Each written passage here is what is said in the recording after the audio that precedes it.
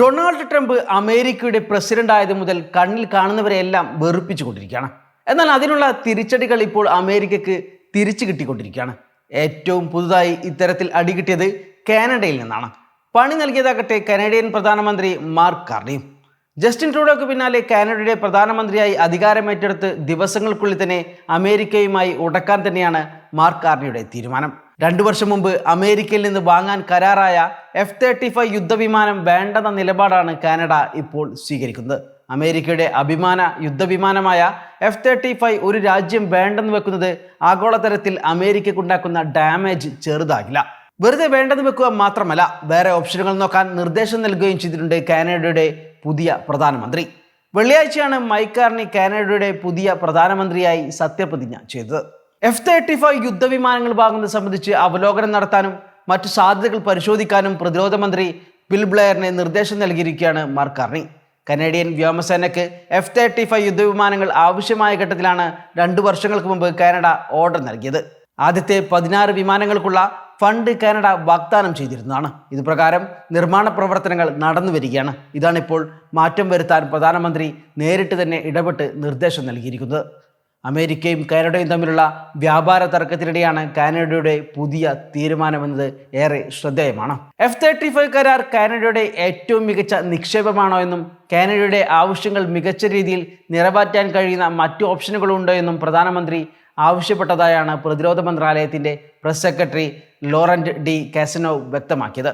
അതേസമയം F-35 കരാർ റദ്ദാക്കിയിട്ടില്ലെന്നും മേഖലയിലെ പുതിയ സാഹചര്യം കണക്കിലെടുത്ത് കരാറിൽ പുനരാലോചന നടത്തുന്നുവെന്നും അദ്ദേഹം കൂട്ടിച്ചേർത്തു.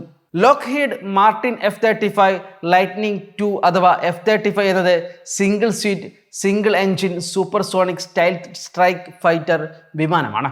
വ്യോമ മേധാവിത്വത്തിനും സ്ട്രൈക്ക് ദൗത്യങ്ങൾക്കുമായി രൂപകൽപ്പന ചെയ്ത ഒരു മൾട്ടി റോൾ കോമ്പാക്ട് എയർക്രാഫ്റ്റാണിത്. ഇതിന് ഇലക്ട്രോണിക് വാർഫയർ, ഇന്റലിജൻസ്, നിരീക്ഷണം, രഹസ്യാന്വേഷണ ശേഷികൾ എന്നിവയുമുണ്ട്. 2025 ജനുവരിയിലെ കണക്കനുസരിച്ച് 1110ലധികം F-35 വിമാനങ്ങൾ നിർമ്മിച്ചിട്ടുണ്ട്. വിമാനത്തിന്റെ വികസനത്തിന് പ്രധാനമായും ധനസഹായം നൽകുന്നത് അമേരിക്കയാണ്.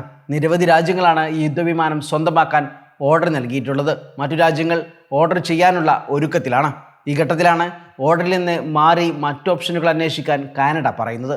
ഭീമമായ ചെലവ് വരുന്ന ഈ വിമാനങ്ങൾ സ്വന്തമാക്കാൻ നിൽക്കുന്ന മറ്റു രാജ്യങ്ങളെയും കാനഡയുടെ വഴിയെ ചിന്തിച്ചാൽ അത് അമേരിക്കയ്ക്ക് കനത്ത നഷ്ടവും തിരിച്ചടിയുമാകും.